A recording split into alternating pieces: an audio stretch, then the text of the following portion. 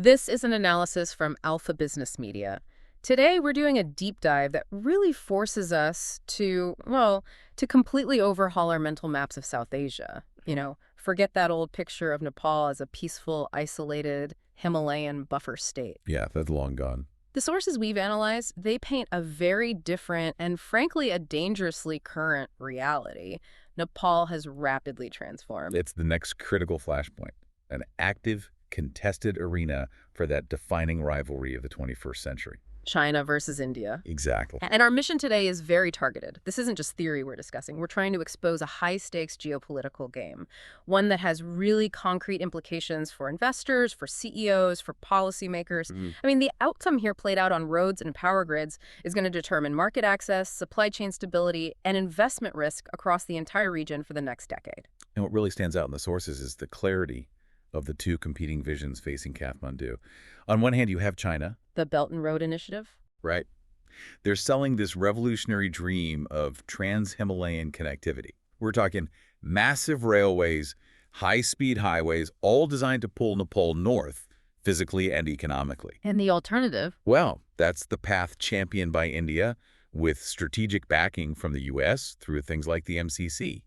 It isn't grounded in these grand future promises. It's about immediate, guaranteed revenue. So it's about anchoring Nepal's economy firmly to the south. Primarily through energy trade, yes. And crucially, this isn't some slow-moving trend. The sources all point to a specific moment of truth. The November 2025 fiscal cliff. Exactly. Yeah. This is the deadline when the grace periods on several big Chinese infrastructure loans end. And that's when abstract sovereign debt suddenly becomes a very concrete, very critical budget reality. It forces a reckoning, doesn't it? The decisions Kathmandu is making right now, whether to go north with the railway or double down on southern energy, that's what will determine if Nepal becomes a vibrant economic bridge. Or perhaps a cautionary tale. A nation financially paralyzed between two global powers. Let's start with China's offer, because you have to admit, the promise is genuinely seductive. Oh, absolutely. The BRI proposition, it's designed to surgically sever what the sources call Nepal's suffocating reliance on India for trade and transit. And for decades, everything going in or out of Nepal has been funneled through one place. The port of Kolkata. And that dependency is ruinously expensive. Our sources show that because of logistics, all the cumbersome transit rules, the bottlenecks, transport costs can be up to 30% of a product's final price in Nepal. 30%? That's massive. So China is basically promising to cut that umbilical cord to the south. That's the vision. And it's embodied in this hugely ambitious plan. The Trans-Himalayan Multidimensional Connectivity Network. This isn't just a road. This is the high-speed railway that would burrow through the Himalayas, right? Straight from Tibet to Kathmandu and then on to places like Pokhara and Lumbini. If it were ever built, it would fundamentally recalibrate Nepal's entire economic geography. It's an incredible engineering challenge, but the concept itself is revolutionary. It is. But that's where the concept clashes, and clashes violently with the reality of execution on the ground. And the prime example of that is the Pokhara International Airport. The prime example. Yes. Now, I understand this airport was just inaugurated in January 2023. It's financed by a big $216 million loan from China's Exim Bank. It looks modern, it looks pristine. So what's the airport paradox our sources are talking about? The paradox is that you have this beautiful, functional, brand new airport. Right. That currently operates 0 scheduled international flights. 0. 0. It is a $216 million white elephant just sitting there, idle. It was supposed to be the linchpin for tourism and trade in Western Nepal, and it's just not fulfilling its function. How does a project of that scale fail so completely on the commercial side? That seems like a staggering failure of due diligence. It's a profound planning failure. The sources point to two main issues. First, the construction was so complex, the financing so rigid, that the operational costs, landing fees, maintenance, are just too high for international carriers. So the high price tag makes it a high-cost hub. Precisely. But the bigger mistake, the more critical error, was what the sources call a failure to develop the software. The software. Kathmandu was so focused on the construction hardware, they never secured the necessary bilateral air service agreements. They never did the robust market assessments. They just built it, hoping the airlines would come. But the regulatory and commercial framework wasn't there to support it. It wasn't there. That completely reframes the typical debt trap narrative we always hear. The one that's about malicious asset seizure, like the simplified story of Sri Lanka's port? It does. Our sources are very clear that the debt trap in Nepal is far more subtle, more insidious. It's not about China coming in and seizing the airport. It's about Nepal willingly taking on this enormous sovereign debt. For an asset that has proven spectacularly incapable of generating the revenue needed to service that debt. So when that grace period ends, around November 2025, the burden of this non-performing asset falls squarely on the Nepali taxpayer. That's it, exactly. They are, in effect, constructing the financial trap for themselves, one project at a time.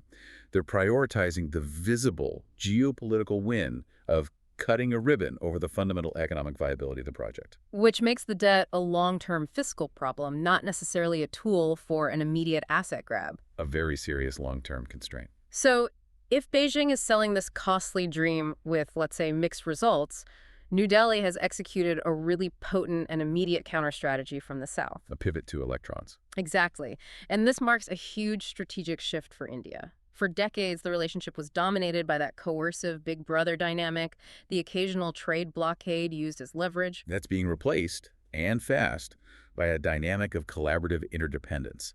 And the key is Nepal's vast, untapped energy potential. And it is vast. I mean, Nepal has a technically feasible hydropower potential of over 42,000 megawatts. To put that in context, their own peak domestic demand is less than 2,000. So they're sitting on a massive, highly valuable surplus commodity. A surplus that sits right next to one of the world's most energy-hungry neighbors. India needs an additional 450 gigawatts of capacity by 2030, and they want a huge chunk of that to be renewable. This supply-demand equation, it just shifts the entire geoeconomic balance, doesn't it? It creates the strategic anchor for India's whole counter-strategy. In mid-2023, India signed a landmark agreement. To import 10,000 megawatts. 10,000 megawatts of electricity from Nepal over the next 10 years. This is an enormous, guaranteed, high-value export market. It generates billions in consistent revenue, and it instantly stabilizes Nepal's volatile balance of payments. But I have to ask, doesn't this just swap one vulnerability for another? You go from relying on India for transit to relying on India as your only major electricity buyer. That's a critical question, and the sources argue this is a far superior kind of interdependence. Because while India holds leverage, electricity is a product Nepal can produce almost limitlessly and sell for immediate cash. So transit is a cost center, but energy is a revenue generator. Exactly. The money from this export market is what gives Kathmandu fiscal freedom, the freedom to potentially service those Chinese debts or to invest elsewhere. It's a stabilizing factor. And this energy nexus, this is where that $500 million U.S. MCC compact comes into sharp focus. The Millennium Challenge Corporation. Yeah. And it was a grant, not a loan. That distinction was everything. And its primary purpose Was explicitly to build 315 kilometers of high-voltage transmission lines. The strategic purpose was crystal clear. Build the grid hardware needed to facilitate this exact large-scale electricity trade with India. So Washington and New Delhi were working in strategic lockstep. And yet, the sources describe this years-long, brutal domestic political fight over ratifying it, fueled by disinformation campaigns claiming it was some kind of veiled military pact. It became the ultimate proxy battleground.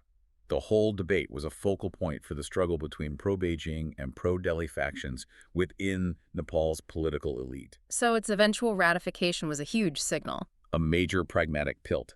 In the end, Kathmandu prioritized the known, imminent, and massive revenue stream from Southern energy over the distant, aspirational, and frankly increasingly risky promises of Northern connectivity.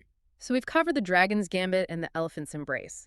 But now we have to get to what the sources say is the single greatest risk to Nepal's viability. And it's not external.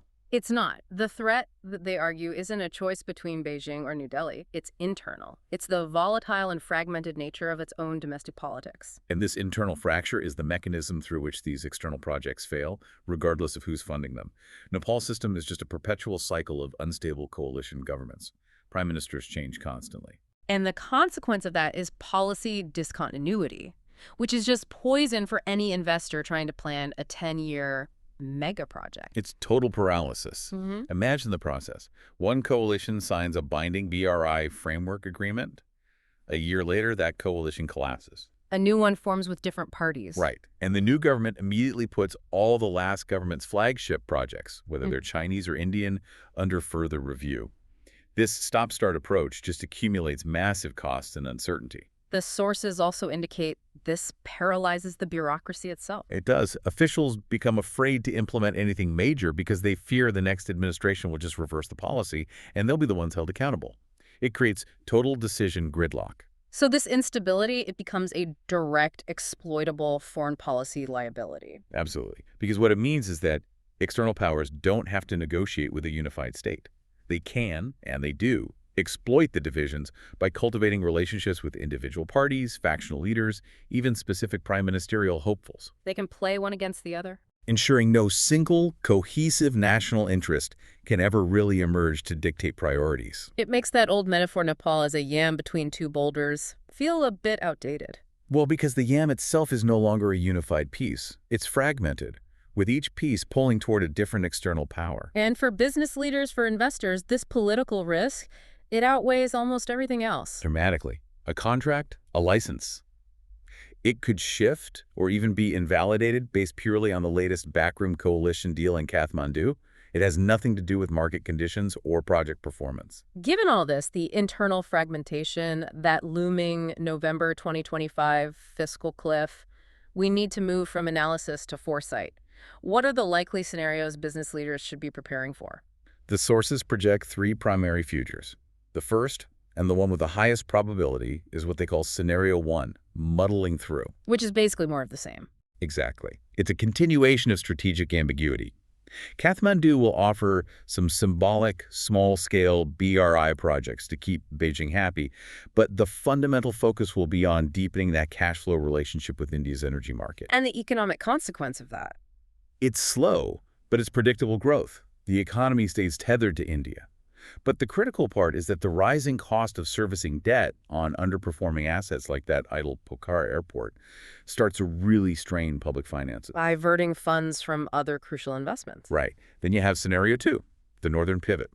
The sources say this is low probability, but with a massive potential impact. This would be a decisive, rapid commitment to the Trans-Himalayan Railway. And taking on major new Chinese debt to do it, you'd see an immediate construction-led economic boom, but it would be met with a severe strategic backlash from New Delhi and Washington. You mean things like non-tariff barriers complicating the energy sales? All of it. It's a very high-risk gamble on a distant promise. And finally, the medium probability scenario.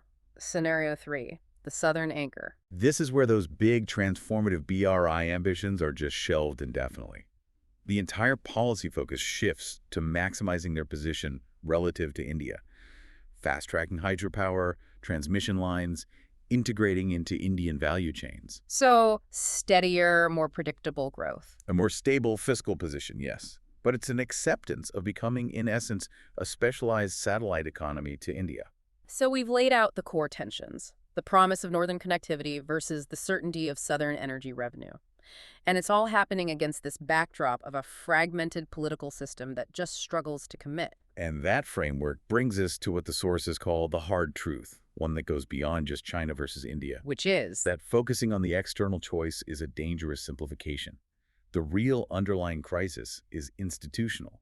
Nepal simply lacks a powerful, politically insulated, technically competent national planning or investment board. an institution that could look at the financing for the Pokhara airport or the complexity of the railway and judge it purely on its economic and engineering merits. Regardless of whether the funding comes from Beijing, Washington, or New Delhi. Exactly. And until a mechanism like that exists, one that can ensure continuity across election cycles, their Silk Road ambition will remain just that, an ambition. And every major opportunity will carry the internal seed of its own failure. Which leads to the final question for you, the listener. What structures do you rely on to ensure multi-year strategic continuity in your own long-term investment planning? Because that institutional capacity, that's often the unseen bedrock of success.